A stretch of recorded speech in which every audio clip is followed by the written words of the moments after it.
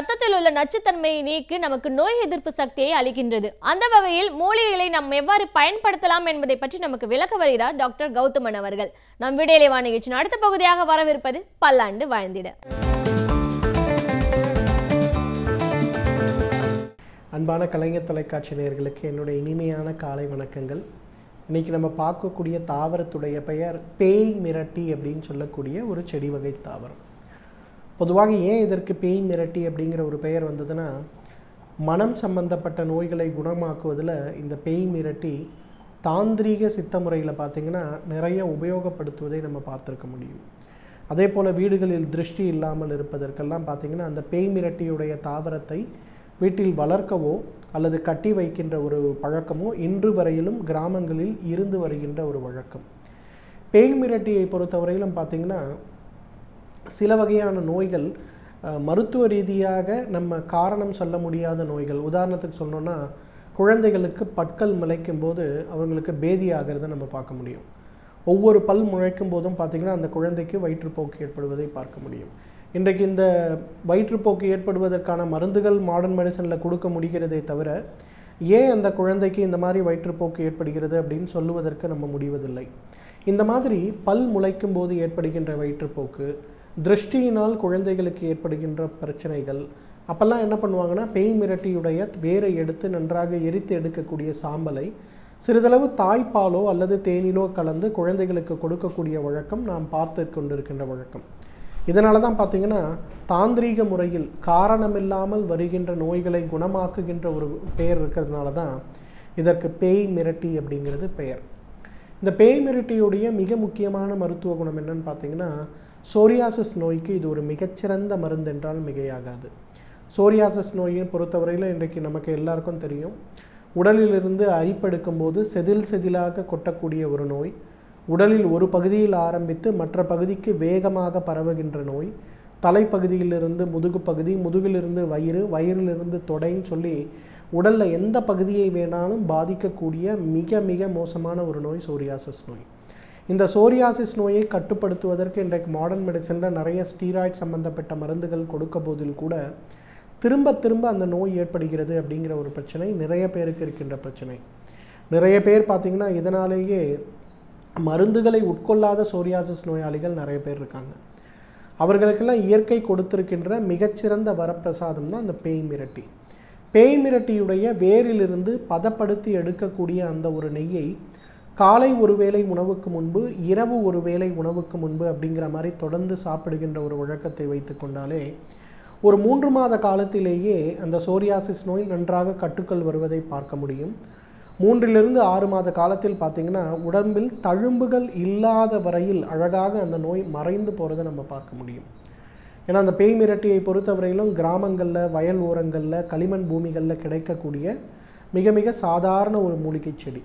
ஆனால் தோல் நோய்கள் வரும்போது, குறிப்பாக சோரியாசிஸ் நோய் வரும்போது அதை நீக்குவதற்கு இயற்கை கொடுத்திருக்கின்ற மிகச்சிறந்த அருமருந்து இந்த பேய் மிரட்டி. பேய் மிரட்டியுடைய இன்னொரு முக்கியமான குணம் என்னன்னு பார்த்திங்கன்னா, சிறுநீர் பெருக்கி அப்படின்னு சொல்லுவோம். பொதுவாக இந்த கோடைக்காலம் ஏற்படும் போது நம்ம நிறைய பேருக்கு ஏற்படக்கூடிய ஒரு பிரச்சனை சிறுநீரகத்தில் ஏற்படக்கூடிய கற்கள். இந்த கற்கள் ஏற்படும் போது பார்த்திங்கன்னா சிறுநீர் கழிக்கும் போது மிக கடுமையான வலி ஏற்படுவதை நம்ம பார்க்கலாம். சிறுநீர் கழித்த பிறகு அந்த சிறுநீர் கழிக்கின்ற பகுதிகளில் கடுமையான எரிச்சல் ஏற்படுவதை நம்ம பார்க்க முடியும். சில நேரங்களில் சிறுநீர் வேகமாக வருவது போல இருக்கும். போய் நின்று சிறுநீர் கழிக்கும் போது பார்த்திங்கன்னா மிக மெதுவாக அல்லது ரொம்ப முக்கித்தான் சிறுநீர் கழிக்க வேண்டியிருக்கும். இதெல்லாம் நம்ம உடலில் சிறுநீர் கற்கள் இருக்கின்றது அப்படின்னு நமக்கு சொல்லக்கூடிய பிரச்சனைகள். இதெல்லாம் ஏற்படும் போது பார்த்திங்கன்னா இந்த பேய் மிரட்டியிலிருந்து எடுக்கக்கூடிய அந்த ஒரு வேரை எரித்து எடுக்கக்கூடிய ஒரு சாம்பல், பொதுவாக இதற்கு பதங்கம் அப்படின்னு சொல்லுவாங்க. இந்த பதங்கத்தை ஒரு 500 மில்லிகிராம் அளவுக்கு எடுத்து காலை ஒரு முறை, இரவு ஒரு முறை, உணவுக்கு முன்பு சிறிதளவு மோர் அல்லது தண்ணீரில் கலந்து குடிக்க வேண்டும்.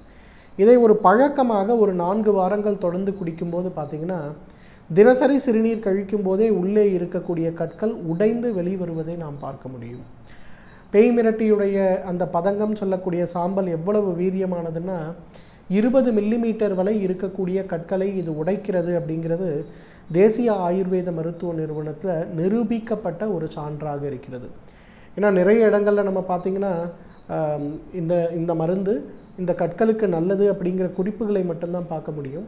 ஆனால் தேசிய ஆயுர்வேத மருத்துவ நிறுவனத்தில் என்ன பண்ணியிருக்காங்கன்னா, ஒரு 100 நோயாளிகள், சிறுநீரக கற்கள் இருக்கக்கூடிய நோயாளிகளை எடுத்து அவர்களுக்கு இந்த பேய் மிரட்டியிலிருந்து பதப்படுத்தி எடுக்கக்கூடிய அந்த ஒரு மருந்தை மட்டும் உள்ளுக்கு கொடுத்து பார்க்கும்போது கிட்டத்தட்ட 100 பேரில் 90 பேர் வரை பார்த்திங்கன்னா 20 மில்லிமீட்டர் வரை இருக்கக்கூடிய கற்கள் உடைந்து வெளிவந்ததை அவங்க டாக்குமெண்ட் பண்ணி வச்சுருக்காங்க. இன்றைக்கு இதை என்ன பண்ணியிருக்காங்கன்னா, நேஷ்னல் ரூரல் ஹெல்த் மிஷன் சொல்லக்கூடிய அடுத்த லெவல் ரிசர்ச்க்கு கொண்டு போயிட்டு கிராமங்களில் சிறுநீரக கற்களில் வரும்போது இதை ஏன் மருந்தாக கொடுக்கக்கூடாது அப்படிங்கிற ஒரு ஆராய்ச்சி இன்றைக்கு நடந்து கொண்டிருக்கிறது. அந்த அளவுக்கு பார்த்திங்கன்னா பேய் மிரட்டி சிறுநீரக கற்கள் சம்பந்தப்பட்ட பிரச்சனைக்கு ஒரு மிகச்சிறந்த மருந்து. அதே போல் பேய் மிரட்டியுடைய இலைகள் பார்த்திங்கன்னா வயிற்றுப்போக்கை நீக்குவதற்கு ஒரு மிகச்சிறந்த மருந்து என்றால் மிகையாகாது. பொதுவாக இன்றைக்கு நிறைய பார்க்குறோம், நம்ம வயிற்றுப்போக்கு ஏற்படக்கூடிய நிறைய நிலைமைகளை பார்க்குறோம். அதில் குறிப்பாக பார்த்திங்கன்னா அல்சரேட்டிவ் கொலைட்டிஸ் அப்படின்னு சொல்லக்கூடிய ஒரு நோய்.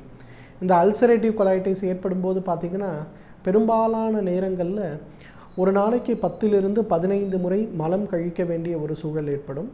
மலம் கழிக்கும் போது பார்த்திங்கன்னா சில நேரங்களில் அதோடு சேர்ந்து உதிரமும் இரத்தமும் வெளியே செல்லக்கூடிய ஒரு சூழல் ஏற்படும்.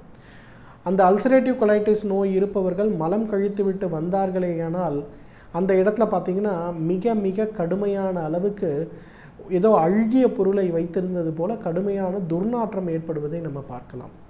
அந்த அளவுக்கு மோசமான ஒரு பிரச்சனை இந்த அல்சரேட்டிவ் கொலைட்டிஸ் நோய். இந்த அல்சரேட்டிவ் கொலைட்டிஸ் நோயை வேகமாக குணப்படுத்தக்கூடிய ஒரு சக்தி இந்த பேய் மிரட்டிக்கு உண்டு.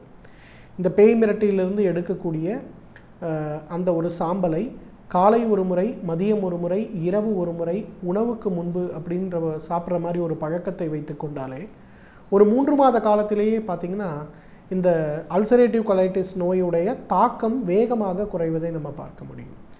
அதே போல் டிசென்ட்ரி மற்றும் ஐபிஎஸ்ன்னு சொல்லக்கூடிய 2 கோளாறுகள். ஏதோ வெளியில் போகிறோம், ஒரு நாள் உணவு சாப்பிட்றோம், அடுத்த நாள் பார்த்திங்கன்னா ஒரு நாளைக்கு 7-8 முறை மலம் கழிக்க வேண்டிய ஒரு சூழல் ஏற்படும். ஐபிஎஸ் அப்படிங்கிறது சொல்ல வேண்டியதே இல்லை. காலை எழுந்தவுடன் அன்றைக்கு வேலை நமக்கு வெளியே போக வேண்டிய இந்த மாதிரி தொந்தரவுகள் இருந்தாலே அடிக்கடி மலம் கழிக்க வேண்டிய ஒரு சூழல் ஏற்படும். இந்த 2 வகையான பிரச்சனைகளையும் வேகமாக சரி செய்யக்கூடிய சக்தி கூட இந்த பேய் மிரட்டிக்கு உண்டு. பேய் மிரட்டியிலிருந்து எடுக்கக்கூடிய அந்த சாம்பலை 3 வேளை உணவுக்கு முன் சாப்பிடுகின்ற வழக்கத்தை வைத்து கொண்டாலே ஐபிஎஸ், டிசென்ட்ரி மற்றும் அல்சரேட்டிவ் கொலைட்டிஸ் நோய்கள் வேகமாக தீர்வதை நம்ம உணர முடியும். எனவே நேயர்களே, பேய் மிரட்டியை பொறுத்தவரையிலும் இந்த இயற்கை நமக்கு கொடுத்திருக்கின்ற மிகச்சிறந்த அருமருந்து. தகுந்த மருத்துவ ஆலோசனையின் பேரில் சரியான முறைப்படி இதை உபயோகப்படுத்தினோமையானால் நம்மாலும் பல்லாண்டு காலம் ஆரோக்கியமாக வாழ்ந்திட முடியும். சமூகத்தில் நடக்கும் நன்மை தீமைகளை ஆராய்ந்து அதில் நம்முடைய கடமை என்ன என்பதை பற்றி நமக்கு உணர்த்த வருகிறார் மனுஷபுத்திரன் அவர்கள். நம் வீடு இளைவான நிகழ்ச்சி அடுத்த பகுதியாக வரவிருப்பது தேதும் நன்றும்.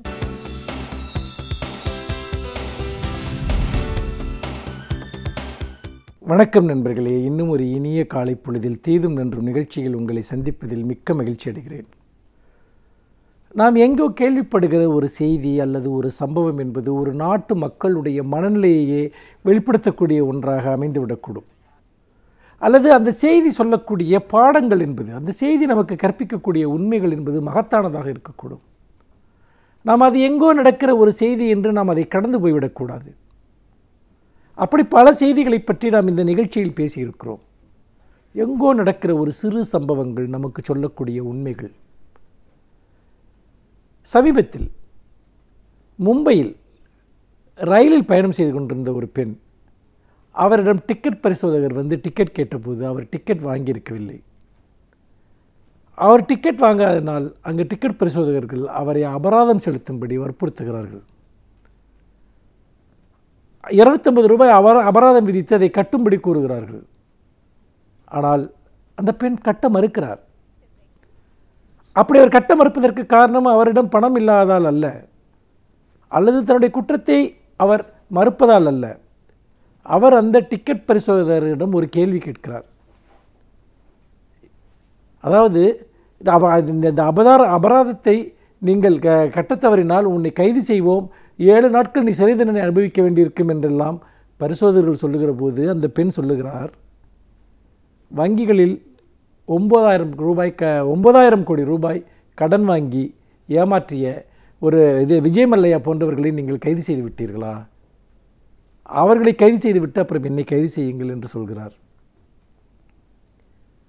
இந்த செய்தியோடு தொடர்புடைய பல செய்திகள் இருக்கின்றன. ஒரு பெண் ஏன் இப்படி சிந்திக்கிறார், ஏன் இந்த கேள்வியை கேட்கிறார், எவ்வளவு சமாதானப்படுத்தியும் கூட அவர் அபராதம் கட்ட மறுத்து விடுகிறார். இது ஒரு கோபத்தினுடைய ஒரு வெளிப்பாடு, ஒரு ப்ரொட்டஸ்ட், ஒரு எதிர்ப்பு என்று நாம் சொல்லலாம். அப்படிப்பட்ட ஒரு எதிர்ப்பை அந்த பெண் வெளிப்படுத்துகிறார்.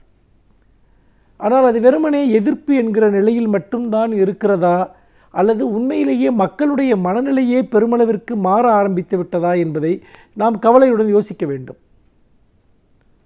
ஏனென்றால் நாட்டில் மிகப்பெரிய பொருளாதார குற்றங்களை செய்யக்கூடியவர்கள், மிகப்பெரிய ஊழலில் ஈடுபடக்கூடியவர்கள் ஆட்சியாளர்களாக வருகிறார்கள், சமூக செல்வாக்கு மிக்கவர்களாக வருகிறார்கள். அவர்கள் மீது தொடுக்கப்படுகிற வழக்குகளை அவர்கள் ஒன்றுமில்லாமல் செய்து விடுகிறார்கள். பல சமயங்களில் நீதிமன்றங்களும் அவர்களுக்கு அனுசரணையாக இருக்கின்றன. முறைகேடுகளில் அல்லது முறையற்ற வகையில் சொத்துக்களை குவித்தவர்கள், அவர்கள் அதிகாரத்தில் இருந்தால், அவர்களிடம் பணபலம் இருந்தால் எப்படியும் தப்பித்துக் கொள்ளலாம் என்கிற ஒரு சூழல் இங்கு இருக்கிறது. அப்படித்தான் வங்கிகள் கொடுக்கக்கூடிய கடன்கள் அல்லது அரசுடைய பல்வேறு விதிமுறைகளை மீறக்கூடியவர்கள், அவர்கள் பெரும்பாலும் தண்டனை பெறுவது கிடையாது, சட்டத்தின் ஒரு ஆட்சிக்கு கீழ் அவர்கள் வருவது கிடையாது. இப்படி ஏராளமான உதாரணங்களை சொல்லிக்கொண்டே போகலாம். ஆனால் நம்முடைய சட்ட விதிகள் அனைத்துமே எங்கே செயல்படுகின்றன என்று கேட்டால் எளிய மனிதர்களின் மீது, சாதாரண மனிதர்களின் மீது, எந்த விதமான சமூக அதிகாரமோ பண அதிகாரமோ இல்லாத நபர்களின் மீது மட்டுமே நம்முடைய ஒழுங்குகள், விதிகள், சட்டத்திட்டங்கள் எல்லாமே செயல்படுத்தப்படுகின்றன. என்ன நியாயம் இது? அப்படி என்றால் எளிய மனிதர்களுக்காகத்தான் இந்த சட்ட விதிகள் எல்லாம் உருவாக்கப்பட்டிருக்கின்றனவா? இதைத்தான் அந்த பெண் கேள்வி கேட்கிறார், இதைத்தான் அந்த பெண் எதிர்க்கிறார். ரயிலில் கட்டணம் இல்லாமல் செல்வது தவறுதான். ஆனால் பிரம்மாண்டமான தவறுகளை, பெரிய தவறுகளை கண்டுகொள்ளாத நீங்கள் சின்னஞ்சிறு குற்றங்களை, சின்னஞ்சிறு தவறுகளை எப்படி நீங்கள் கண்டிக்க முன்வருகிறீர்கள்? அதற்கான என்ன தார்மீக உரிமை உங்களுக்கு இருக்கிறது? தார்மீக அடிப்படை உங்களுக்கு இருக்கிறது? இதுதான் இந்த பெண் எழுப்ப விரும்புகிற கேள்வி. இந்த கேள்வியை நாம் பல தளங்களுக்கு விரித்து பார்க்கலாம். இன்றைக்கும் கூட மிகப்பெரிய நிறுவனங்கள் நீங்கள் பல்வேறு விதமான கடன்களை அல்லது நிதியுதவிகளை அரசிடமிருந்து பெறுகின்றன. கொடுத்த வாக்குறுதிகள் எதையும் இந்த நிறுவனங்கள் காப்பாற்றுவது கிடையாது. ஆயிரக்கணக்கான கோடி ரூபாய்களை வங்கிகளிடம் பெற்றுக்கொண்டு திருப்பி கொடுக்காத அல்லது நஷ்டக்கணக்கு காட்டிவிட்டு சென்று விடுகிற நிறுவனங்கள் இருக்கின்றன. சில சமயங்களில் நீதிமன்றங்களிலே கூட அவர்கள் பணம் கட்ட வேண்டியதில்லை என்று தீர்ப்பு வருகிறது. ஒரு அலைபேசி நிறுவனம் அது கட்ட வேண்டிய 3000 கோடி ரூபாய் கடனை கட்ட வேண்டியதில்லை என்று நீதிமன்றத்தில் ஒரு தீர்ப்பு வருகிற போது மத்திய அரசு அதை எதிர்த்து அப்பீல் செய்ய மறுக்கிறது. அவர்கள் அப்படியே போகட்டும் என்று நினைக்கிறது. ஆனால் நாம் பார்க்கக்கூடிய வேறு பல செய்திகள், ஒரு விவசாயி, பாலன் என்கிற ஒரு விவசாயி, அவர் டிராக்டர் வாங்கியதற்காக உடனடியாக பணம் கட்டாவிட்டால் டிராக்டர்களை பறிமுதல் செய்வோம், உன்னுடைய நிலத்தை பறிமுதல் செய்வோம் என்று வங்கியிடமிருந்து நோட்டீஸ் வருகிறது.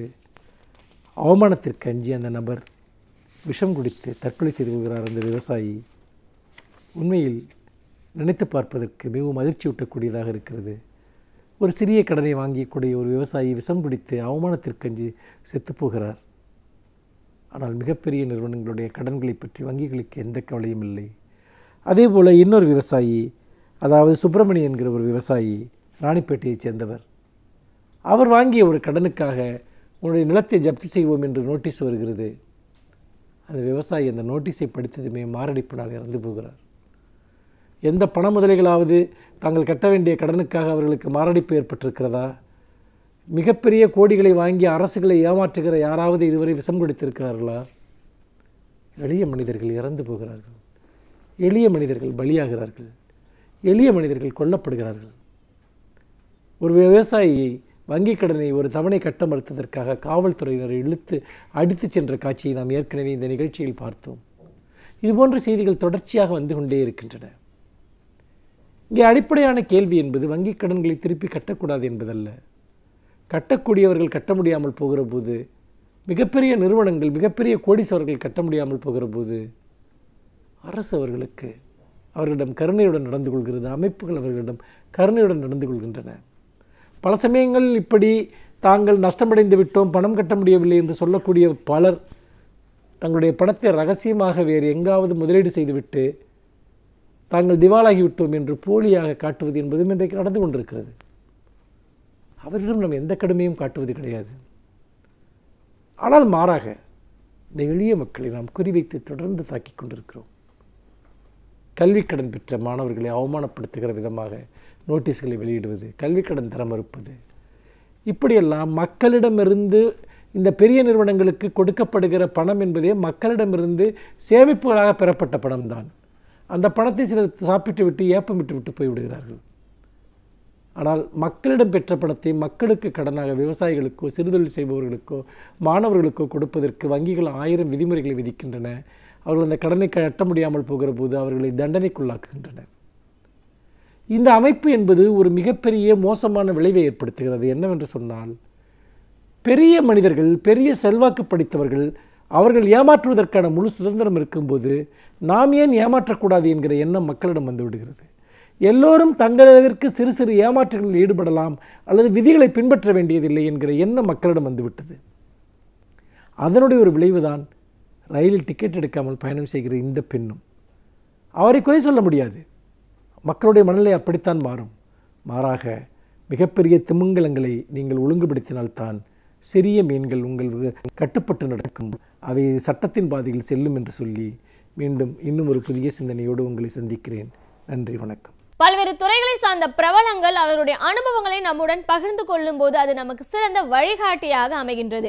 அந்த வகையில் இன்றைய சிறப்பு விருந்தினர் யார் என்பதை பற்றியும் அவர் என்ன செய்திகளை நம்முடன் பகிர்ந்து கொள்ளப் போகிறார் என்பதையும் பார்க்கலாம். நம் விடியலை நிகழ்ச்சியின் அடுத்த பகுதியாக வரவிருப்பது சிறப்பு விருந்தினர் பகுதி.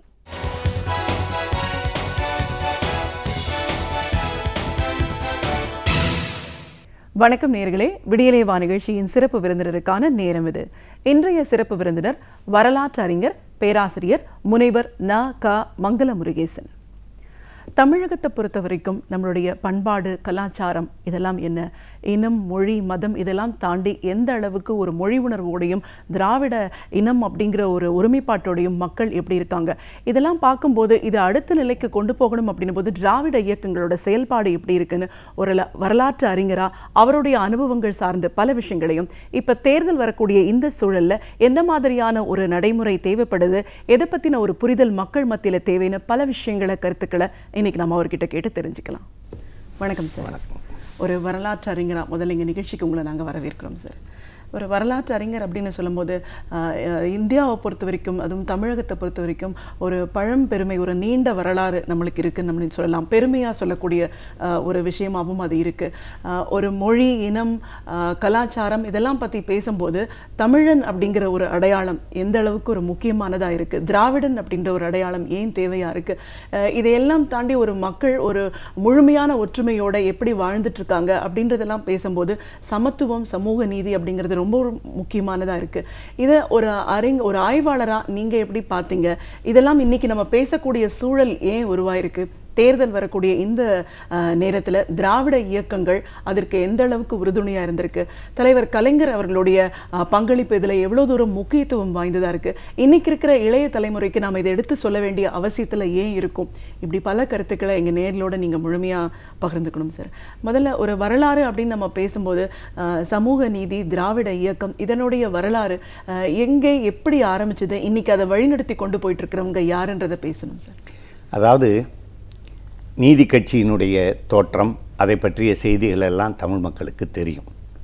ஆனால் தந்தை பெரியார் இந்த சமத்துவத்திற்கு அடிகோலியவர். அவர் தான் சொல்கிறார், முதலாக ஜாதியினால் ஏற்பட்ட பேதம் மட்டுமல்ல, ஆண் பெண் பிறவி வேறுபாடு கூட கூடாது என்பதற்காகவே என்னுடைய சுயமரியாதை இயக்கத்தை நான் தொடங்கினேன் என்று தந்தை பெரியார் சொல்கிறார். ஆக சமுதாயத்தில் சமத்துவம் வேண்டும் என்று சொல்லுகிற போது மனிதர்களுக்கிடையே இருக்கின்ற சமத்துவம் மட்டுமல்லாது ஆண் பெண் சமத்துவம் வேண்டும் என்று வலியுறுத்தியவர் தந்தை பெரியார். இன்றைக்கு கல்லூரிகளிலும் பல்கலைக்கழகங்களிலும் பெண்கள் ஏராளமாக பயில்கிறார்கள் என்று சொன்னால் அதற்கு அடிகோலிட்டவர் தந்தை பெரியார் என்பதை மறந்துவிடக்கூடாது. இன்றைய இளைய தலைமுறையினர் நாம் பள்ளிக்கூடத்திலே படித்தோம், நாம் மதிப்பெண்கள் பெற்றிருக்கிறோம், நமக்கு பொறியியல் கல்லூரியிலே, மருத்துவக் கல்லூரியிலே அதனாலே இடம் கிடைத்திருக்கிறது என்று எண்ணிக்கொண்டிருக்கிறார்கள். ஆனால் இந்த சமுதாயத்தில் பெண்களே கல்லூரிக்கோ பள்ளிக்கோ போகக்கூடாது என்று இருந்த நிலைமை இருந்தது என்பதை அவர்கள் புரிந்து கொள்ள வேண்டும். அதைவிட ஒரே கல்லூரியிலே படிக்கிறவர்கள், ஒரே பள்ளியிலே படிக்கிறவர்களுக்கிடையே வேற்றுமை காணப்பட்டது என்பதை இன்றைய இளைய தலைமுறையினர் உணர்ந்து கொள்ள வேண்டும். குறிப்பாக சொல்ல வேண்டும் என்று சொன்னால், கும்பகோணத்திலே இருந்த அரசு கல்லூரியிலே மாணவர்கள் படித்தபோது அங்கே உயர் வகுப்பைச் சேர்ந்த மாணவர்களுக்கென்று தனி தண்ணீர் பானை, மற்ற சாதியைச் சேர்ந்த மாணவர்களுக்கென்று தண்ணீர் பானை. ஆக சமுதாயத்திலே தீட்டு முதலியவையெல்லாம் இருந்தன. அது மட்டுமல்ல, தலைவர் கலைஞர் அவர்கள் ஒரு கட்டுரையை, தீட்டு என்கிற ஒரு கட்டுரை எழுதியிருப்பார். அதாவது திருவையாற்றிலே தண்டபாணி தேசிகர் பாடினார் என்பதற்காக தண்ணீர் விட்டு கழுவிய கொடுமையெல்லாம் இந்த சமுதாயத்திலே நடந்தது. ஆனால் இன்றைக்கு எல்லாரும் சமத்துவம் என்கின்ற நிலையை பார்க்கிறோம். அது மட்டுமல்ல, ஆட்சிக்கு வந்திருக்கிற தமிழக முதல்வராக விளங்குகின்ற செல்வி ஜெயலலிதா அவர்கள் ஒரு சட்டமன்ற கூட்டத்திலே பேசுகின்ற போது நான் உயர் வகுப்பை சேர்ந்தவள் என்று குறிப்பிட்டார். ஆனால் தலைவர் கலைஞர் அவர்களை HV ஹண்டே என்ற உறுப்பினர் உங்களுடைய அரசு தேர்ட் ரேட் கவர்மெண்ட் என்று குறிப்பிட்டார். அப்படி தேர்ட் ரேட் கவர்மெண்ட் என்று குறிப்பிட்ட போது தலைவர் கலைஞர் ஆத்திரப்படாது, கோபப்படாது, ஆம் நான் 4ஆம் பிரிவைச் சேர்ந்தவன், சூத்திர பிரிவைச் சேர்ந்தவன் என்று குறிப்பிட்டார். ஆக அந்த அளவிற்கு பிற்படுத்தப்பட்ட, மிகவும் பிற்படுத்தப்பட்ட, ஒடுக்கப்பட்ட மக்களுடைய நலனுக்கு பாடுபட வேண்டும் என்கின்ற கோட்பாட்டுடன் தான் திராவிட முன்னேற்றக் கழகம் தொடர்ந்து இயங்கி வருகிறது. ஆனால் அதே நேரத்திலே திராவிட முன்னேற்றக் கழகம் உயர் வகுப்பைச் சேர்ந்தவர்களை ஒடுக்குவதோ நசுக்குவதோ கிடையாது. அதிலும் குறிப்பாக சொல்ல வேண்டும் என்று சொன்னால், கவிஞர்களிலே புரட்சி கவிஞர் பாரதிதாசனை போற்றுகின்ற திராவிட முன்னேற்றக் கழகம் பாரதிக்கு உரிய இடம் கொடுத்திருக்கிறது என்பதனுடைய விளைவுதான் பாரதி பெயராலே இன்று வரை விருதுகள் வழங்கப்பட்டிருக்கின்றன.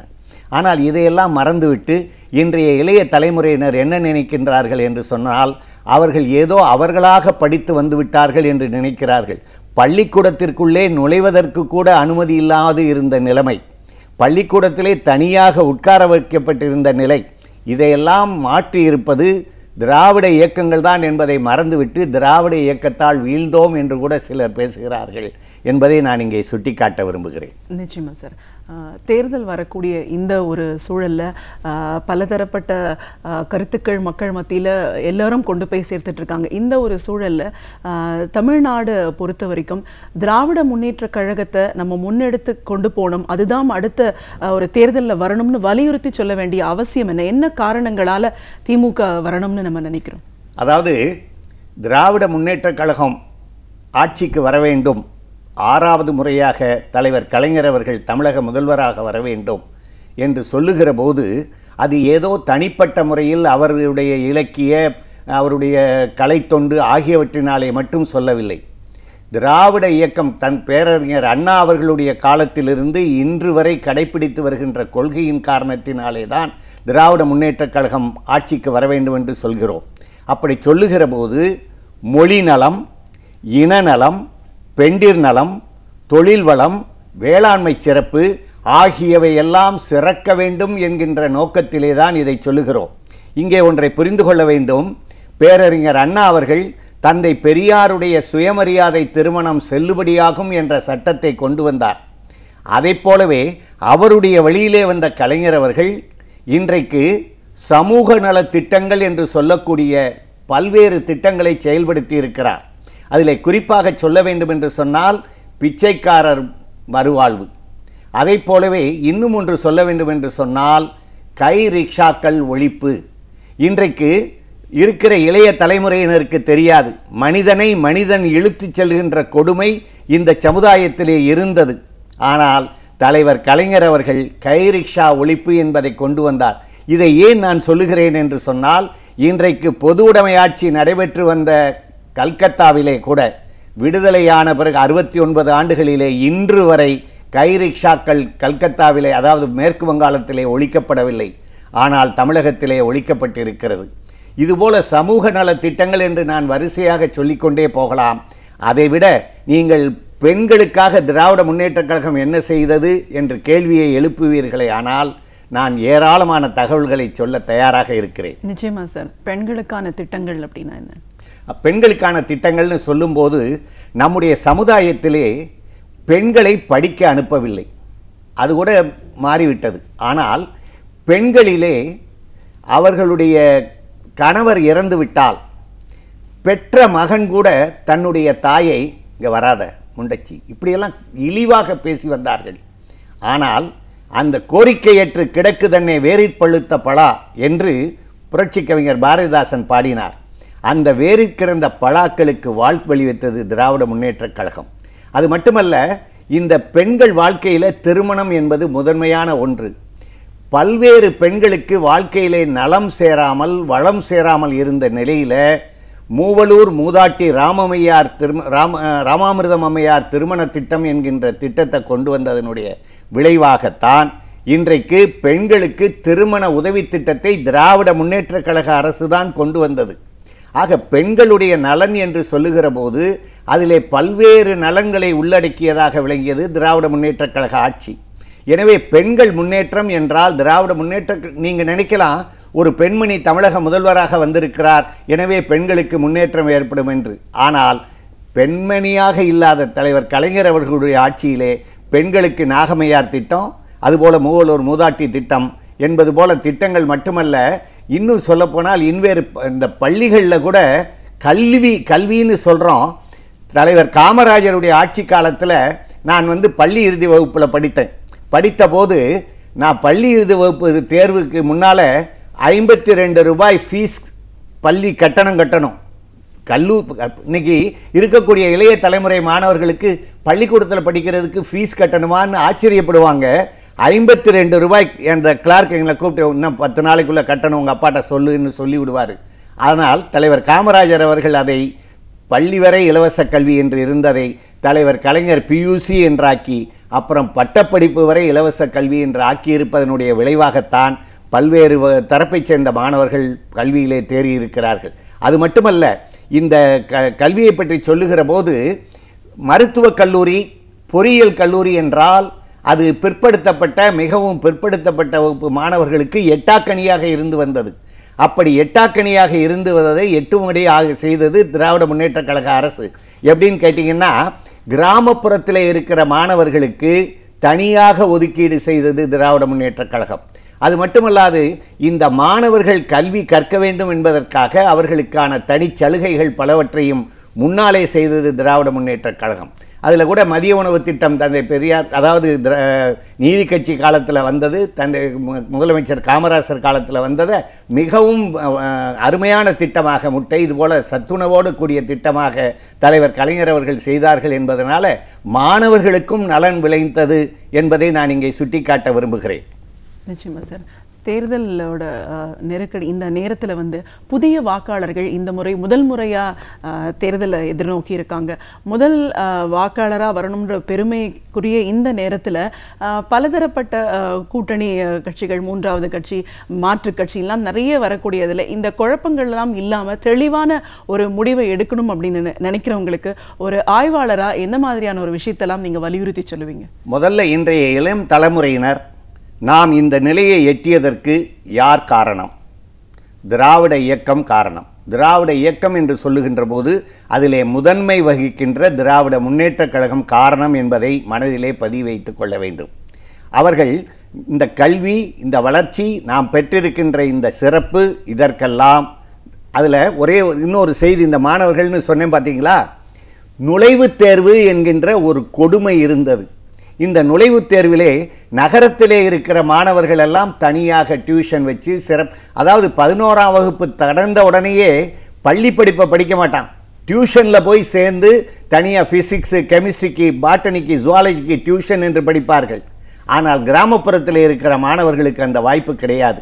அப்படி கிடையாத வாய்ப்பை கிடைக்கச் செய்ய வேண்டும் என்பதற்காக தலைவர் கலைஞர் அவர்கள் கொண்டு வந்த அந்த அருமையான நுழைவுத் தேர்வு ஒழிப்பு இருக்கு பாருங்க, அதை இந்த மாணவர்கள் புரிந்து கொள்ள வேண்டும். அடுத்தா போல இன்னொன்று, இந்த மாணவர்களை பற்றி சொல்லுகிற போது இன்றைக்கு இவ்வளவு மாணவர்கள் படித்திருக்கிறார்கள், இன்றைக்கு இவ்வளவு பேர் 450, 500 என்று மதிப்பெண்கள் பெறுகிறார்கள் என்று சொன்னால் தலைவர் கலைஞர் அவர்கள் உச்சநீதிமன்றம் வரைக்கும் சென்று போராடி கொண்டு வந்த சமச்சீர் கல்வியினுடைய பயன் என்பதை இன்றைய இளம் தலைமுறையினர் உணர்ந்து கொள்ள வேண்டும் என்பதை ஒரு வரலாற்று பேராசிரியர் என்கின்ற கண்ணோட்டத்திலே நான் சுட்டிக்காட்ட விரும்புகிறேன். ஆனால் இதே நேரத்திலே திராவிட முன்னேற்றக் கழகத்தினுடைய ஆட்சியினாலே பயன்பெற்ற பலர் திராவிட முன்னேற்றக் கழகத்தை விமர்சனம் செய்கிறார்கள். எப்படி விமர்சனம் செய்கிறார்கள் என்று சொன்னால், ஒரே நேரத்திலே அதிமுகவையும் திமுகவையும் தராசிலே வைத்து பார்க்கிறார்கள். அப்படி தராசிலே வைத்து பார்ப்பது என்பது தவறு என்பது என்னுடைய கருத்து. ஏனென்று சொன்னால், திராவிட முன்னேற்றக் கழகம் தந்தை பெரியார் பேரறிஞருடைய சமுதாய கொள்கைகளை மட்டும் பின்பற்றாது தமிழகத்தினுடைய வளர்ச்சி திட்டங்களையும் பின்பற்றி இருக்கிறது. அப்படி வளர்ச்சி திட்டங்களை பின்பற்றியதனுடைய விளைவாகத்தான் தமிழகம் ஒரு உயர்ந்த நிலையை அடைந்தது. ஆனால் இன்றைக்கு தமிழகம் 21வது இடம் 22வது இடம் என்ற இழிந்த நிலையை அடைந்திருக்கிறது என்று சொன்னால் அதற்கு யார் காரணம் என்பதை இந்த தமிழ் மக்கள் அறிவார்கள். தேர்தல், அதற்கான சூழல், இதெல்லாம் நம்ம பேசும்போது முன்னாடி திமுக ஆட்சி காலத்தில் இருந்த நிலைப்பாடு எப்படி இருக்குது, எதிர்காலத்தில் ஏன் இது வரணும் நம்ம பேசும்போது இந்த 5 ஆண்டு கால அதிமுக ஆட்சியை பற்றி நீங்கள் எப்படி பார்க்குறீங்க? அதாவது இந்த 5 ஆண்டு கால ஆட்சியை பற்றி நான் விமர்சிப்பதை விட அந்த இயக்கத்திலிருந்து பிரிந்து வந்த பழ கருப்பையா அவர்கள் ஒரு கருத்தை சொன்னார்கள். அது மிகவும் பொருத்தமாக இருந்தது. அதனாலே அதை இங்கே மேற்கோளாக காட்டுகிறேன்.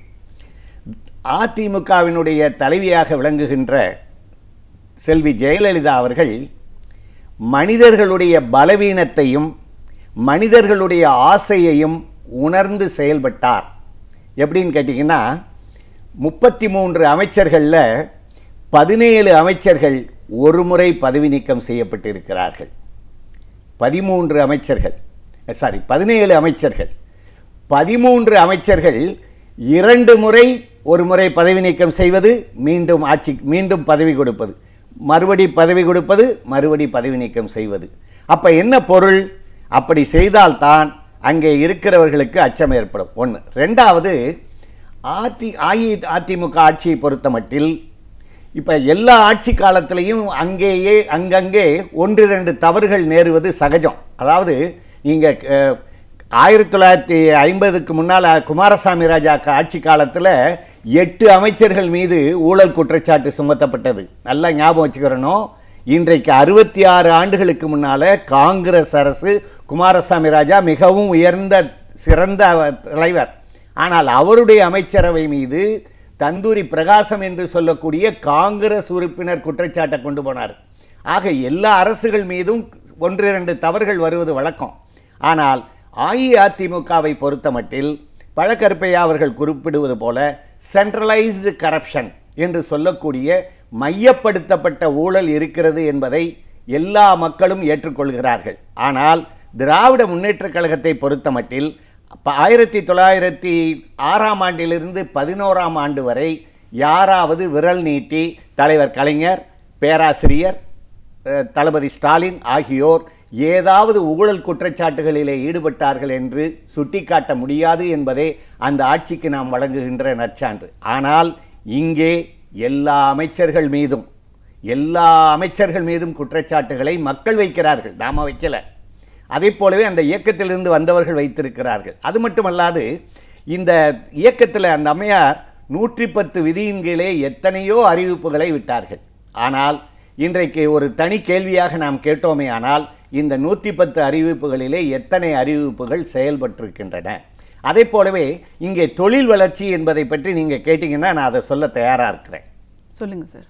அதாவது தொழில் வளர்ச்சின்னு சொல்லும்போது திராவிட முன்னேற்ற கழக ஆட்சியில் நீங்கள் ஸ்ரீபெரும்புதூர் பக்கம் போய் பார்த்தீங்கன்னு சொன்னால் முதல்ல ஹுண்டாய் தொழிற்சாலை இன்றைக்கும் கூட, அடுத்தது நோக்கியா செல், அப்புறம் அந்த செல் தொழிற்சாலைகளே 3 தொழிற்சாலைகள். இதில் ஒரு தொழிற்சாலை இந்த ஆட்சி காலத்தினுடைய அவலத்தினுடைய விளைவாக வேறு மாநிலத்திற்கு சென்று விட்டது. அப்புறம் தொழிற்சாலைகளுடைய இப்போ இவ்வளவு, அதாவது புரிந்துணர்வு ஒப்பந்தம் இவ்வளவு செஞ்சுருக்கிறோம், இவ்வளவு கோடி ரூபான்னு சொல்கிறாங்களே, நீங்கள் எங்கேயாவது இந்த 5 ஆண்டு காலத்தில் இந்த புதிய தொழிற்சாலை வந்தது, இந்த தொழிற்சாலை வந்தது என்று ஏதாவது ஒரு தொழிற்சாலையை கைகாட்ட முடியுமா? உங்களிடமே அந்த கேள்வியை கேட்குறேன். நீங்கள் எந்த பகுதியில் வேணாலும் போய் பாருங்கள், இந்த தொழிற்சாலை அஇஅதிமுக ஆட்சி காலத்தில் வந்தது சொல்ல முடியுதா? இல்லையே. அப்போ என்ன அர்த்தம்? இந்த அரசு முடங்கி போய் இருந்திருக்கிறது. ஆனால் இந்த அரசுக்கு விளம்பரம் கிடைத்திருக்கிறது. எப்படின்னு கேட்டிங்கன்னா, இந்த ஊடகவியலாளர் கலைஞர் அவர்களை பார்த்து கேள்வி கேட்கிறார்கள், ஸ்டாலினை பார்த்து கேள்வி கேட்கிறார்கள், பிற அரசியல் தலைவர்களை பார்த்து கேள்வி கேட்டிருக்கிறார்கள். ஆனால் முதலமைச்சரை பார்த்து எந்த ஊடகவியலாராவது ஏமா இந்த இதை சொன்னீங்களே, இதை நிறைவேற்றியிருக்கீங்களா, இவ்வளவு வந்திருக்குன்னு சொன்னீங்களா? சந்திக்கவே முடியாது. ஆக மக்கள் சந்திக்க முடியாத ஒரு அரசு, அமைச்சர்கள் சந்திக்க முடியாத ஒரு அரசு, ஊடகவியலாளர் சந்திக்க முடியாத அரசு என்கின்ற நிலையில் இந்த அரசு இருந்த காரணத்தினாலே தான் இன்னொன்று புரிஞ்சுக்கங்க, நம்முடைய மக்களை பொறுத்த மட்டில் எப்போவுமே தமிழ் மக்கள் தங்கள் உணர்வுகளை வெளியில் காட்ட மாட்டாங்க. ஒரு உதாரணம் சொல்கிறேன். 1967 தேர்தலுக்கு முன்னால் தர்மபுரியில் ஒரு தேர்தல் வருகிறது. அதாவது 1965 இந்திய எதிர்ப்பு முடிந்த பிறகு இந்த தேர்தலில் இந்திய எதிர்ப்பில் தமிழ் மக்கள் பட்ட அவதி தெரியும். காங்கிரஸ் போட்டியிடுகிறது. எல்லா மக்களும் எதிர்பார்க்குறாங்க காங்கிரஸ் தோல்வி அடையும் என்று. ஆனால் அந்த தேர்தலில் காங்கிரஸ் வெற்றி பெற்றது. ஆனால் அதற்கு அடுத்து வந்த 1967 ஆண்டு தேர்தலில் மக்கள் ஒரே அடியாக காங்கிரஸ் அரசை அனுப்பி வைத்தார்கள். ஆக எதுக்காக சொல்ல வர்றேன்னா, நம்முடைய மக்கள் எல்லாவற்றையும் அமைதியாக பார்த்து கொண்டிருப்பார்கள். அந்த வாக்களிக்கிற நேரத்தில் அவர்கள் யாருக்கு வாக்களிக்க வேண்டும் என்பதை உணர்ந்து திராவிட முன்னேற்றக் கழகம் வருவது நல்லது. ஏனென்று சொன்னால் பிற இயக்கங்களுக்கு அளிக்கின்ற வாக்கு வீணாகிவிடும். அது மட்டுமல்லாது நம்ம வேற கட்சிக்கு ஓட்டு போட்டோம்னா அதனால் அது அஇஅதிமுகவுக்கு தான் பலன் அளிக்கும், ஓட்டுகள் சிதறிவிடும் என்கின்ற காரணத்தினால தான் மக்கள் பிற இயக்கங்களை புறக்கணிப்பாங்க. ஆனால் அவங்க கூட்டம் கூடும். அதாவது இது எப்படின்னு கேட்டிங்கன்னா, அந்த வேடிக்கை பார்க்கிற இயல்பு நம்முடைய தமிழ் மக்களுக்கு ஒன்றும் வேண்டாம். நீங்கள் ஸ்கூட்டரில் போயிட்டுருங்க, ஒரு பாலத்தில் ஒருத்தர் ஸ்கூட்டரை நிறுத்திட்டு எட்டி பார்க்கட்டும், அதுக்குள்ளே பார்த்தீங்கன்னா அந்த இடத்துல 200 பேர் எட்டி பார்ப்பாங்க. இந்த வேடிக்கை பார்க்கிற இயல்பு நம்முடைய மக்கள் மத்தியில் உண்டு. ஆக இதையெல்லாம் ஒரு வித்தையாக வேடிக்கையாக பார்க்கிறார்களே தவிர, வாக்களிப்பது என்று வருகிற போது என்னுடைய அனுபவத்தின் வாயிலாக சொல்லுகிறேன், திராவிட முன்னேற்றக் கழகத்திற்கு வாக்களிப்பது தமிழ்நாட்டினுடைய நலனுக்கு உகந்தது. தமிழ்நாட்டினுடைய உரிமைகளை பாதுகாக்கக்கூடிய இயக்கம், பிற்படுத்தப்பட்டோர் நலனை பாதுகாக்கின்ற. இங்கே பிற்படுத்தப்பட்டோர் நலன்னு சொல்லும்போது இன்றைக்கு நம்முடைய திரு ராம்தாஸ் அவர்களுடைய மகன் அன்புமணி அவர்கள் மாற்றம் என்றெல்லாம் சொல்லிட்டு வராங்க. ஆனால் ஒரு அடிப்படையை நீங்கள் புரிந்து கொள்ளணும். இன்றைக்கு அந்த வன்னியர் என்கின்ற இனத்தவர்களுக்கு மிகவும் பிற்படுத்தப்பட்டோர் என்று ஒதுக்கீடு கொடுத்தது திராவிட முன்னேற்றக் கழகம். அது மட்டுமல்ல, இன்னொன்று நான் இங்கே வலியுறுத்தி சொல்ல விரும்புகிறேன். இந்த ஒதுக்கீடுகளில் உள் ஒதுக்கீடு என்பது ஒன்று. அது என்னன்னு கேட்டிங்கன்னா, இன்றைக்கு தாழ்த்தப்பட்டவர்கள் எல்லாம் 1/3 இருக்கிறவர்கள் அருந்ததியர்கள். அருந்ததியர்கள் என்று சொன்னால் உங்களுக்கு மேலே பார்க்கும்போது ஒரு மாதிரி தெரியாது. ஆனால் மனித மலத்தை மனிதர்களே அள்ளுகின்ற தொழிலை செய்து வந்தவர்கள் அருந்ததியர்கள். நம்ம உடம்புல எங்கேயாவது ஒரு இடத்துல நம்முடைய மலமே பட்டுச்சுன்னா எவ்வளவு அருவருப்படைகிறோம். ஆனால் அந்த மலத்தை அள்ளுகின்ற அந்த தொழிலாளர்கள் எவ்வளவு கேவலமான வாழ்க்கையை வாழ்ந்து வந்தாங்க. ஆனால் அவர்களுக்கென்று உள் ஒதுக்கீடு கொடுத்தவர் தலைவர் கலைஞர். எப்படி இந்த உள் ஒதுக்கீடுன்னா என்னன்னு கேட்டிங்கன்னா, 3.5 விழுக்காடு கொடுத்த போது அந்த குடும்பத்தைச் சேர்ந்த பையன்க 48 பேர் பொறியியல் கல்லூரியில், 50 பேர் 30 பேர் மருத்துவக் கல்லூரியில் வந்திருக்கிறாங்கன்னு சொன்னால் இது திராவிட முன்னேற்றக் கழகம் சமுதாய அக்கறை உள்ள இயக்கம் என்பதை காட்டுகிறது. அது மட்டும் இல்லை, நீங்கள் போனீங்கன்னா போகும்போது பார்க்கலாம், இந்த சாக்கடையில் இறங்கி அல்றாங்க பாருங்கள், அந்த நிலையை மாற்றுவதற்கு முயன்றது திராவிட முன்னேற்றக் கழகம். ஆக சமூக நீதி, ஒதுக்கீடு, பெண்கள் நலம், மொழி நலம் என்று எல்லாவற்றிலும் திராவிட முன்னேற்றக் கழகம் சாதனை புரிந்திருக்கிறது என்றாலும் கூட நீங்கள் ஒரு கேள்வி கேட்கலாம், ஏன் சென்ற முறை தேர்தல்னு சொன்னால், சென்ற முறை மக்களுக்கு ஒரு மாதிரியான மாயை தோன்றியது. பல்வேறு குற்றச்சாட்டுகளை வைத்தார்கள். ஆனால் அதனுடைய உண்மையை புரிந்து கொள்ளவில்லை. அதில் ஒன்று சொல்கிறேன் பாருங்கள்.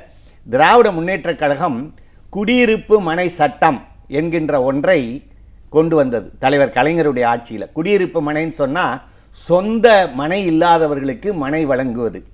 அதில் 1,75,000 பேருக்கு குடியிருப்பு மனை வழங்கப்பட்டது. நல்லா கவனிக்கணும், 1,75,000 பேர்.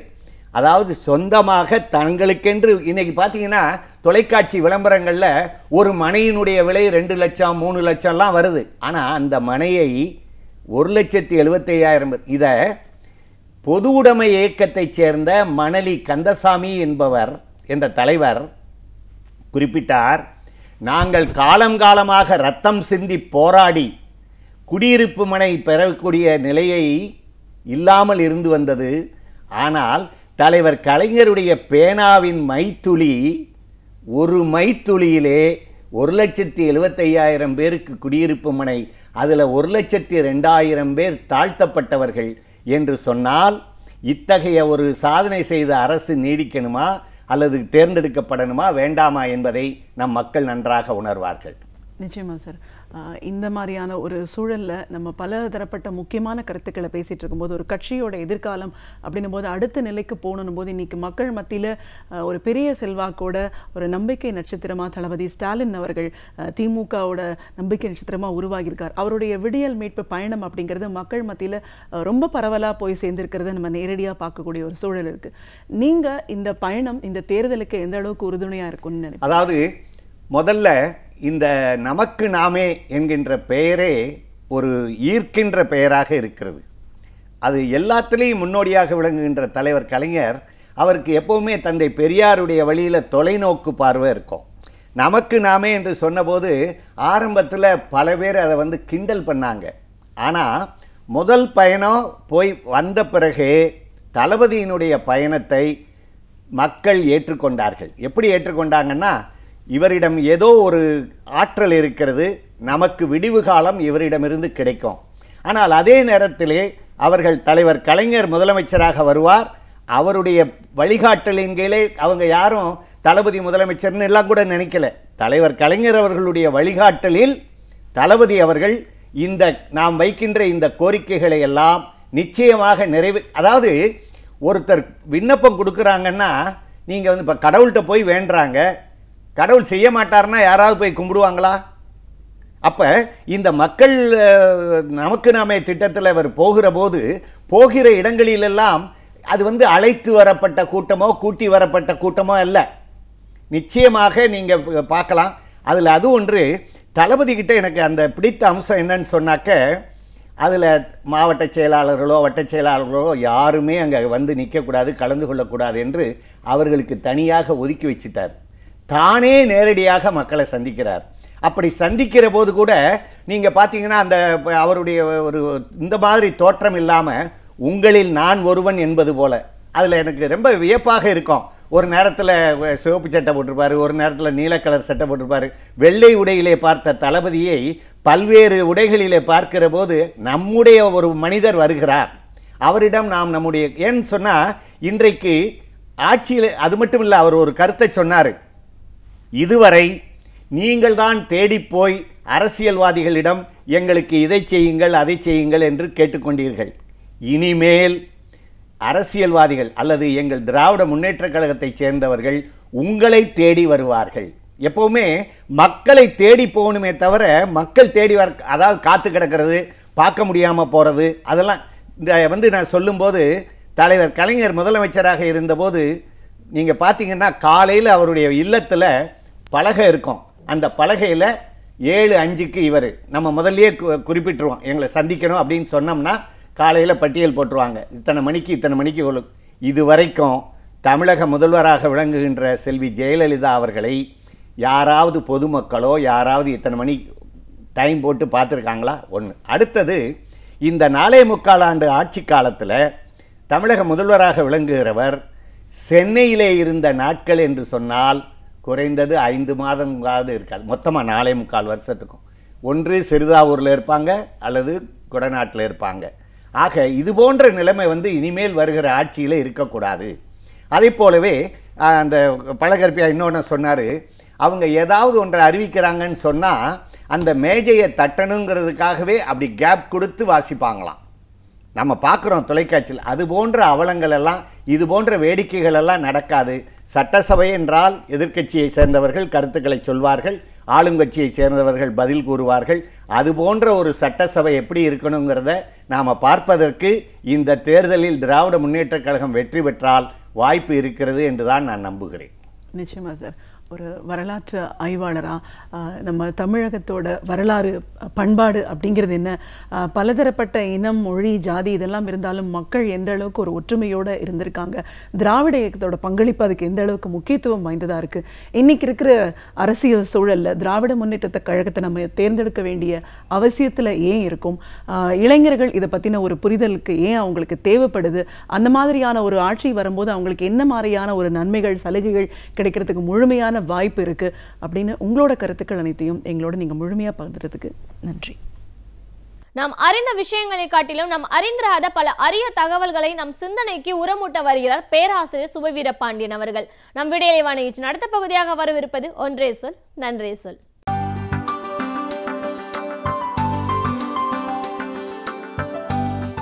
அனைவருக்கும் வணக்கம். என்னுடைய நண்பர் சண்முகநாதனை ஒரு 6 மாதங்களுக்கு பிறகு நான் பார்த்தபோது ஆள் பாதியாக இழைத்திருந்தார். ஏதேனும் உடல் நலமில்லையா என்று கேட்டேன். இல்லை, இப்போது தான் நலமாக இருக்கிறேன் என்றார். அவருடைய தொப்பையை காணவே இல்லை. எப்படி இவ்வளவு எடை? 6 மாதங்களில் 17 கிலோ அவர் எடை குறைந்திருக்கிறார்.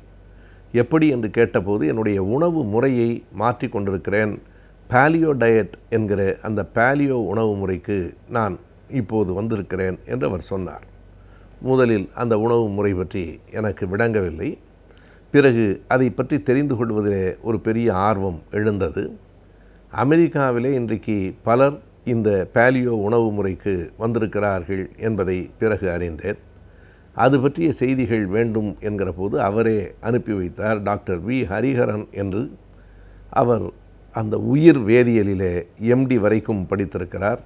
நமக்கு உள்ளே போகிற உணவு வகைகள் எப்படி செரிமானமாகி எப்படி அவை இரத்தமாக கொழுப்பாகவெல்லாம் எப்படி மாறுகின்றன என்பதை பற்றி விரிவான ஒரு செய்தியை அவர் தந்திருக்கிறார். இன்றைக்கு சென்னையில் இருக்கிற கிழக்கு பதிப்பகம் பாலியோ டயட் என்றே ஒரு புத்தகத்தையும் வெளியிட்டிருக்கிறது. இவைகளெல்லாம் படித்ததற்கு பிறகு அந்த உணவு முறை நமக்கு ஏற்றதாகத்தான் இருக்கிறது என்று பட்டது. பிறகு என்னுடைய மருத்துவர்களிடத்திலேயும் நான் அதனை கலந்துரையாடினேன். இது உடம்புக்கு சரியான உணவு முறைதான் என்று அவர்களும் கூறினார்கள். ஆனால் நம்முடைய உணவு பழக்கத்திலே இருந்து அங்கே வருவதற்கு சற்று நாள் ஆகும். பாலியோ டயட் என்று ஆங்கிலத்திலே சொல்லுவதற்கு பொருள் பழங்காலத்து மனிதனின் உணவு என்பதுதான். ஆதி மனிதனின் உணவு முறையை நோக்கி நாம் நகர்கிறோம் என்றுதான் அதற்கு பொருள். ஆதி மனிதன் வேட்டையாடி கொண்டல்லவா இருந்தான். அவன் பல்வேறு விதமான விலங்குகளின் இறைச்சிகளை உண்டான், பழம் காய்களை உண்டான் என்று சொன்னால் ஆம், அதுதான் அந்த உணவு முறை.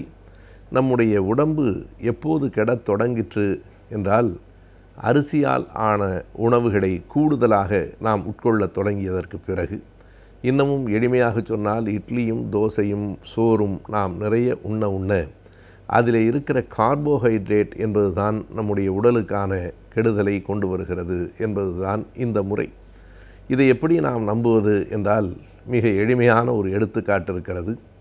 இறைச்சியில் பல்வேறு விதமான இறைச்சி உணவு வகைகளை உண்கிற சீனர்கள் பலர் ஆரோக்கியமாக இன்றைக்கும் இருக்கிறார்கள் என்பது நம் கண்களுக்கு நேராக தெரிகிற ஒரு எடுத்துக்காட்டு. அவர்களுடைய உணவு வகையில் இறைச்சி இல்லாமல் இருப்பதே இல்லை.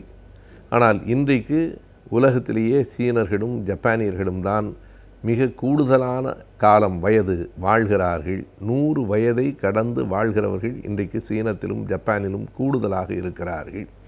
இது ஒரு செய்தி என்றால், இன்னொரு பக்கத்திலே அந்த கட்டுரையிலே டாக்டர் ஹரிஹரன் தந்திருக்கிற முதல் செய்தி, புலி சிங்கம் போன்றவைகளெல்லாம் ஒரு நாளும் காய்கறி உணவை உட்கொள்ளவில்லை. ஆனால் அவைகளுக்கு கொழுப்பு அடைத்து அந்த மாரடைப்பு நோய் வந்து அவை இறக்கவில்லை என்பதுதான். அப்படியானால் யாருக்கு மாரடைப்பு நோய் வருகிறது? கார்போஹைட்ரேட் என்கிற அரிசி போன்ற உணவு வகைகளில் இருக்கிற அந்த ஒன்றுதான் நமக்குள்ளே இந்த கொழுப்பை படிய வைக்கிறது என்பது இன்னொரு செய்தி. அப்படியானால் இறைச்சியை உண்ணலாமா? எவ்வளவு வேண்டுமானாலும் உண்ணலாம். முட்டையை மஞ்சள் கருவோடு உண்ண வேண்டும் என்று அவர்கள் சொல்லுகிறார்கள். முட்டையை மஞ்சள் கருவோடு உண்ண வேண்டும், ஏனென்றால் நமக்கு அந்த கொழுப்பு தேவைப்படுகிறது. நீங்கள் அரிசியோடு, அதாவது சோறு அல்லது இட்லி இவைகளோடு சேர்த்து மசாலாவும் சேர்த்து இறைச்சியை உண்ணுகிற போது தான் உடம்புக்கு தீங்கு வருகிறதே தவிர இந்த மசாலா பொருட்களை சேர்க்காமல், கார்போஹைட்ரேட் உள்ள உணவுப் பொருட்களை சேர்க்காமல் இறைச்சியை மட்டும் உண்ணுகிற போது உங்களுக்கு உடம்புக்கு புரதச்சத்தும் கொழுப்பும் வருகிறது.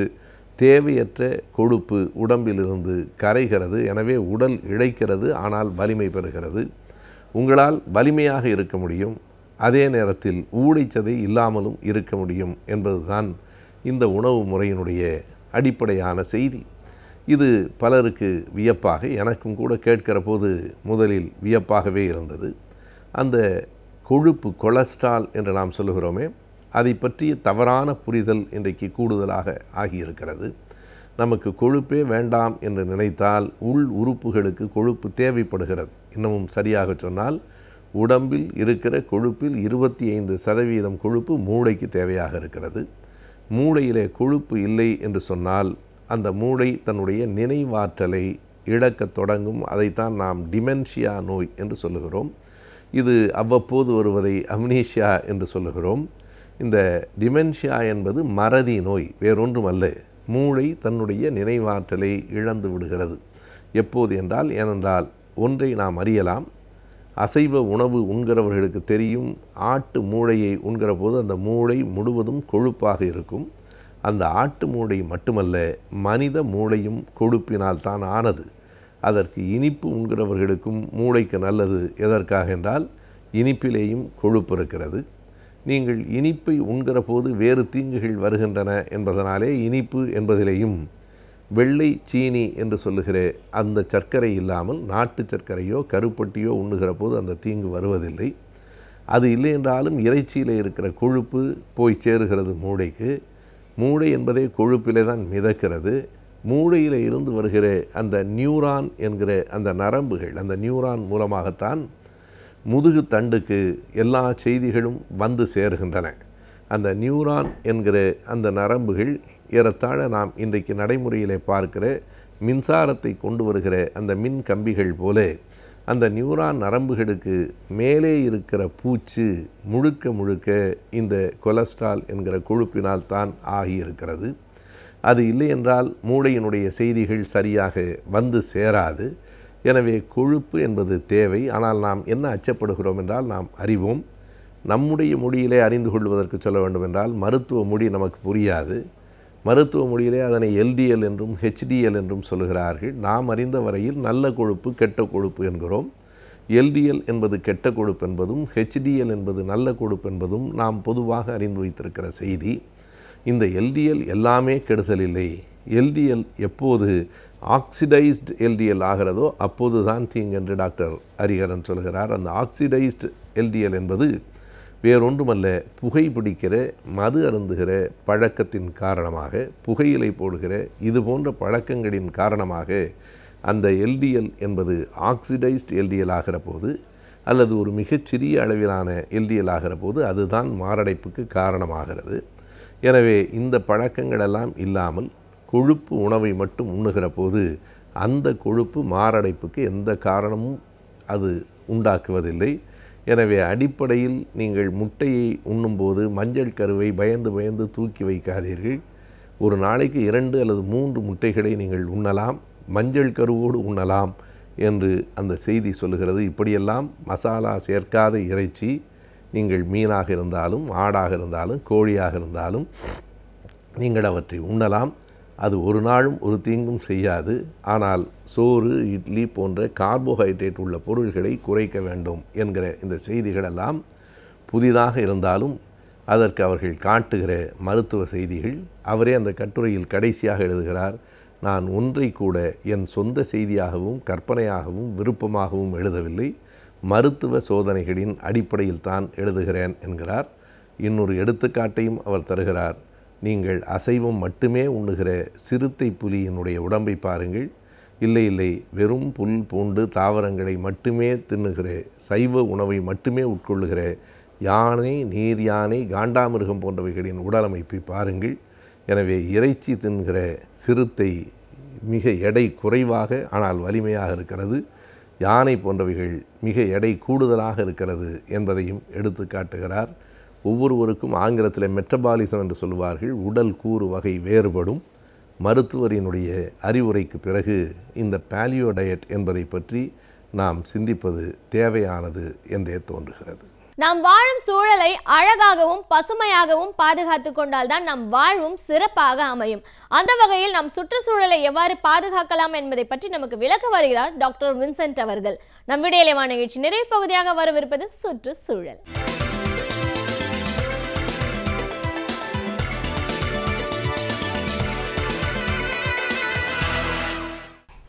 ஏப்ரல் 7ஆம் தேதி உலக ஐக்கிய நாடுகள் அந்த தினத்தை உலக சுகாதார தினமாக கொண்டாடுவது வேண்டும் என்ற ஒரு அறைகூவலை விடுத்திருக்கிறது. அதிலும் சிறப்பாக இந்த தருணத்தில் நம்முடைய மக்களுடைய சுகாதாரனுடைய நிலையை அதனுடைய தன்மையை அறிந்து இந்த வருடம் சிறப்பான ஒரு கருப்பொருளை அவர்கள் தந்திருக்கிறார்கள். அந்த உலக ஐக்கிய நாடுகளிலுமே உலக சுகாதார நிறுவனம் இந்த தினத்தில் மிகவும் கவனம் செலுத்தி பல விழிப்புணர்வுகளை மக்களுக்கு கொடுத்து கொண்டிருக்கிறது.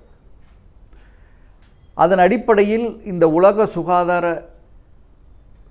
குழுமம் என்ன செய்திருக்கிறது என்றால், நம்முடைய மக்களுக்கு வேண்கிற அந்த சுகாதாரத்தை கொடுக்கக்கூடிய காரணிகளை மக்கள் பின்பற்ற வேண்டும் என்ற அடிப்படையில் அந்தந்த நாட்டிற்கு ஏற்றாற்போல் பல செய்திகளை கொடுத்து இந்த தினத்தை கொண்டாட வேண்டும் என்று சொல்லியிருக்கிறது.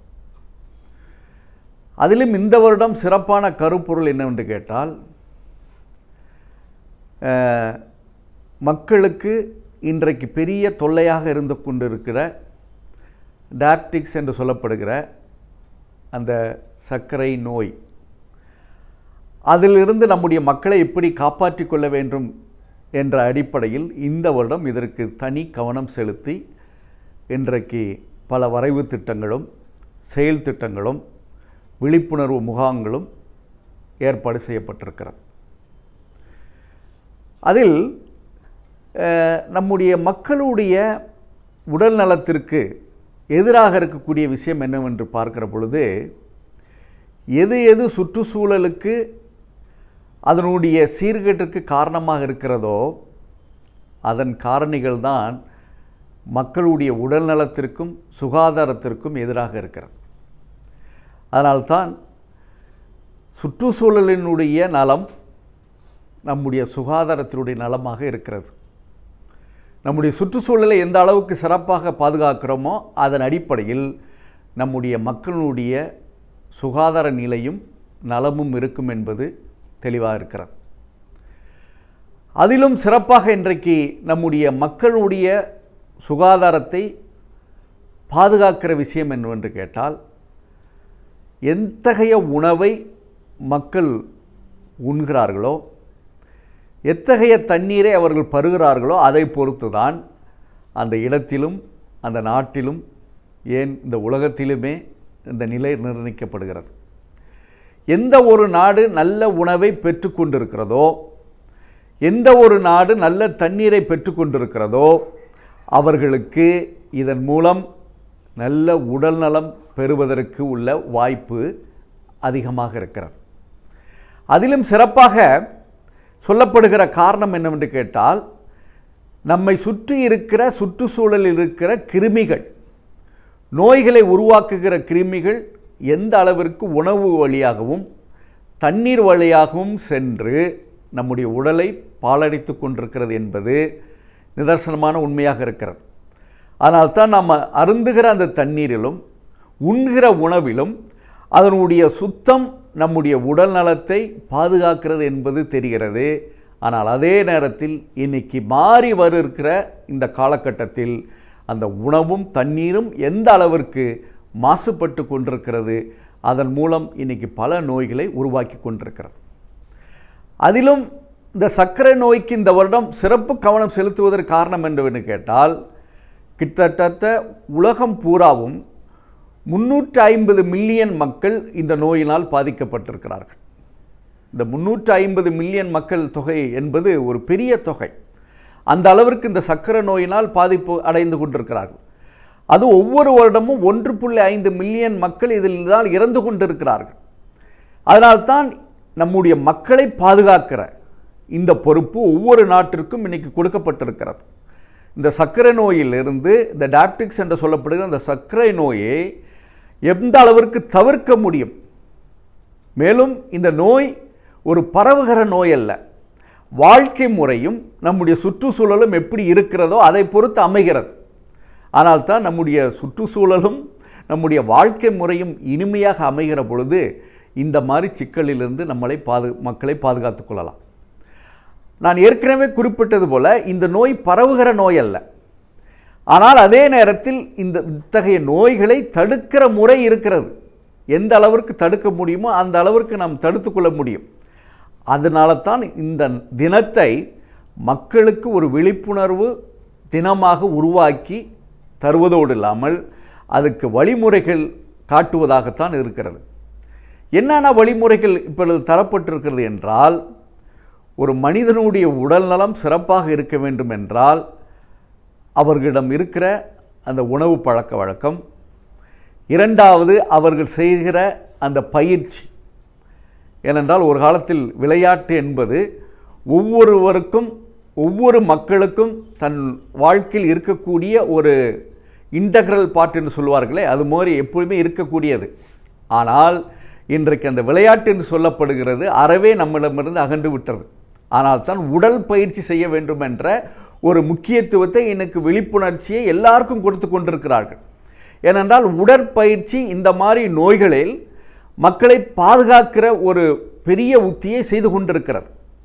அதோடு இல்லாமல் தங்களுடைய சுற்றுச்சூழலில் இருக்கிற மாசுகளை எந்த அளவிற்கு களைவது, அதிலும் நான் ஏற்கனவே குறிப்பிட்டது போல பாக்டீரியா வைரஸ் என்று சொல்லப்படுகிற இந்த கிருமிகள் நம்முடைய சுற்றுச்சூழலில் இருக்கிற பொழுது அது நேரடியாக எளிதாக நம்மளை தாக்கி கொண்டிருக்கிறது.